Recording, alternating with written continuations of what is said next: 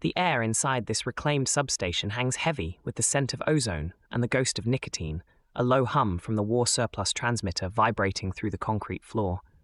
Dust motes dance in the weak glow from a single neon tube, the color of a fresh wound. Hand-labeled vinyl records stack precariously beside a coffee cup long gone cold. Black Star Pirate Radio.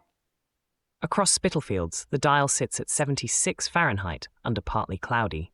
Wind check, west-southwest at 13 miles an hour. Tonight, we're tuning in to how structures of power define or deny our autonomy, examining where the architectural signal of ethical conduct gets muddled by toxic residue. First up, the uneasy alliance between industry and conflict. Human rights groups confirm the Israeli military deployed heavy equipment from 6 multinational corporations, including Caterpillar and Volvo, for demolitions in at least 3 southern Lebanese villages this past month. These actions directly expose these companies to accusations of complicity in potential war crimes, specifically violating Article 50 of the Geneva Conventions on Civilian Object Protection. This isn't merely about equipment. It's a recurring structural echo of colonial resource extraction, where convenience and profit consistently eclipse the consequence for human dignity. The UN's 2023 report on business and human rights highlights how deeply this dilemma is woven into global supply lines. To build resilient civic architecture, one alternative path involves manufacturers implementing mandatory, real-time GPS tracking and immediate remote disabling of equipment if it enters conflict zones or is used for illegal demolitions, placing the structural onus on the corporations. A more immediate, testable move could leverage the gig passport mesh.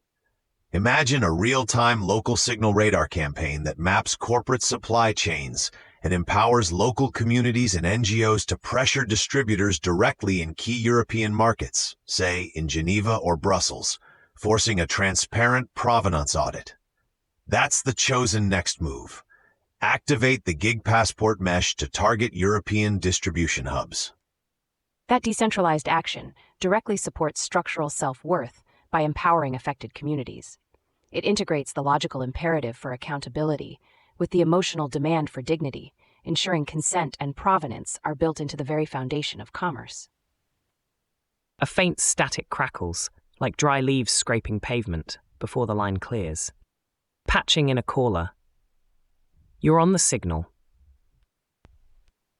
My name is Akua, a pattern auditor. For these multinationals, what's the actual cost of implementing such oversight?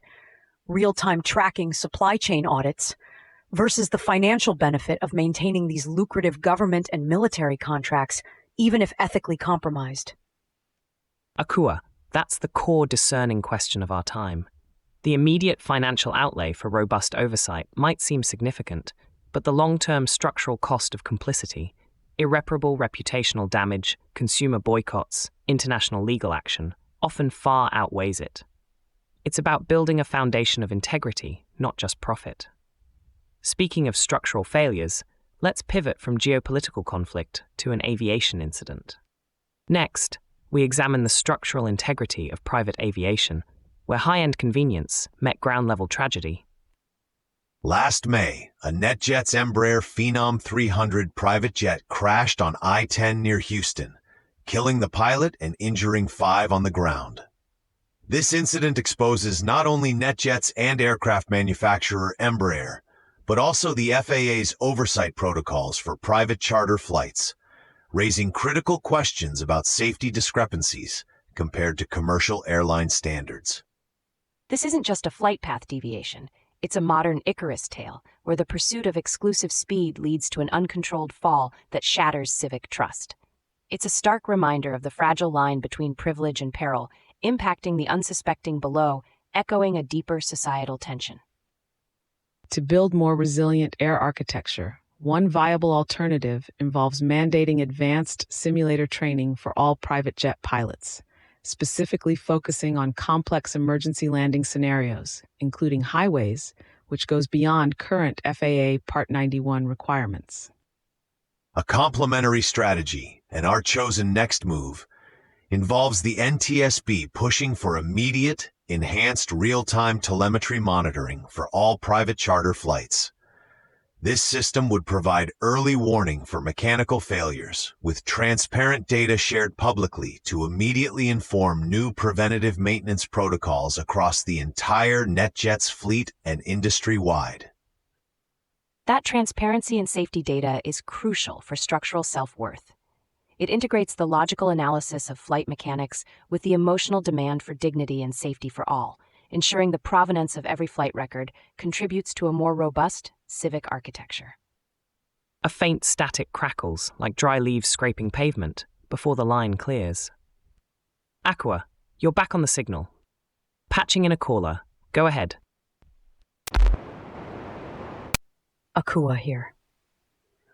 For NetJets and other private charter companies, what's the actual financial cost of these enhanced safety measures?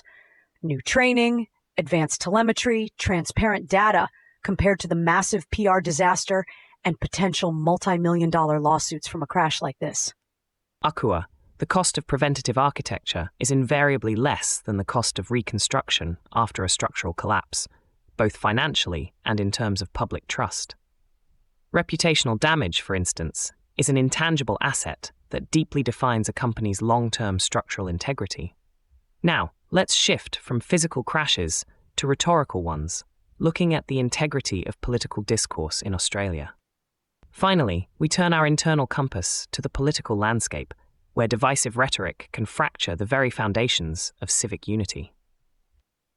Pauline Hanson's recent Senate speech, where she controversially described the proposed Indigenous voice to Parliament as apartheid and separatism, drew immediate condemnation.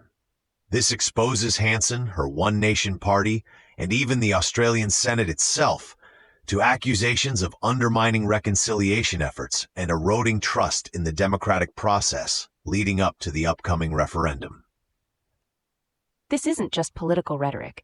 It's a deliberate reinvocation of toxic colonial narratives, using coded language to fracture a society attempting to build a more inclusive architecture. It's a stark signal designed to dismantle the dignity and provenance of Indigenous Australians' rightful place in the nation's future. Instead of mere condemnation, we need to design a stronger civic response, a national truth and dignity campaign. This would involve public forums and accessible digital media specifically crafted to counter misinformation with verifiable historical facts and amplify Indigenous perspectives on the voice. A more direct legislative alternative, and our chosen next move, involves a concerted cross-party effort within the Australian Parliament to pass a resolution explicitly affirming the value and necessity of the Indigenous voice to Parliament. This would directly counter Hanson's divisive narrative and re-establish a foundational commitment to consent and dignity for all Australians. That parliamentary resolution becomes a structural beam, integrating the logical need for national unity with the emotional demand for respect.